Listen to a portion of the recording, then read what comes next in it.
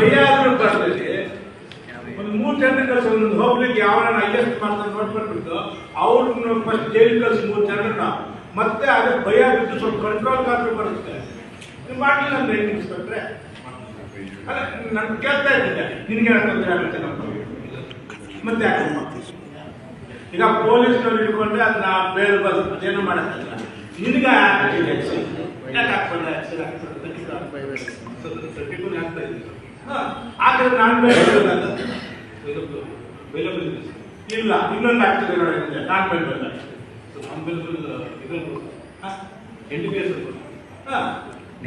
ನೀನ್ ಯಾವ್ದು ಆಗ್ತೀಯೋ ಗೊತ್ತಿಲ್ಲ.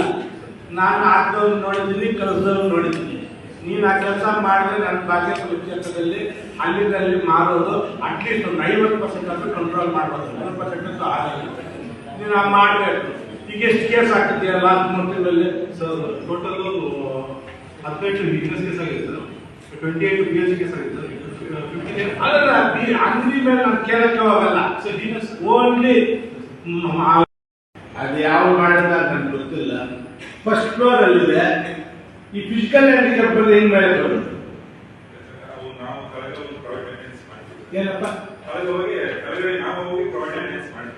ತಮ್ಮಲ್ಲ ಅಂತ ಗೊತ್ತಿದೆ. ಅದ್ರ ಬದಲು ಎಷ್ಟೋ ಬಿಲ್ಡಿಂಗ್ ಇದೆ.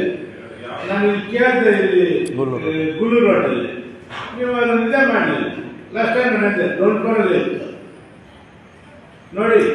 ಇನ್ವರ್ಟರ್ ಆಗ್ಬೇಕು. ಈಗ ಪಾಪ ಫಿಸಿಕಲ್ ಇಲ್ಲ ಲಿಫ್ಟ್ ಹಾಕ್ಬಿಡಿ. ನಿಮ್ಮ ಯಾರೆಲ್ಲ ಪಡೋದಿಲ್ಲ ಅವ್ರು ಬಿಲ್ಡಿಂಗ್ ಹೊರಟೋಗಿ ಲಿಫ್ಟ್ ಹಾಕಿದ್ರೆ ಅಲ್ಲೇ ಇರಬೇಕಂದ್ರೆ ಫಸ್ಟ್ ಶಿಫ್ಟ್ ಆಗಲಿ. ಅಲ್ಲಿ ಏನಾಗಿದೆ ಅಂದ್ರೆ 3 ಹೊರಗಡೆ ಆಗುತ್ತೆ. ಎಲ್ಲ ಅಲ್ಲೇ ಸುತ್ಕೊಂಡು ಎಲ್ಲ ಅಲ್ಲೇ ವ್ಯವಹಾರ ಮಾಡ್ಕೊಂಡು ಜೋರಾಗ್ತಾ ಇದೆ. ಸರ್ವಿಸ್ ಅದಂತೂ ಕ್ಲಿಯರ್ ಮಾಡಬೇಕು. ಮತ್ತೆ ನಾನು ತಹಸೀಲ್ದಾರ್ ಯಾವಾಗ ಗೊತ್ತು ಗೊತ್ತಿಲ್ಲ.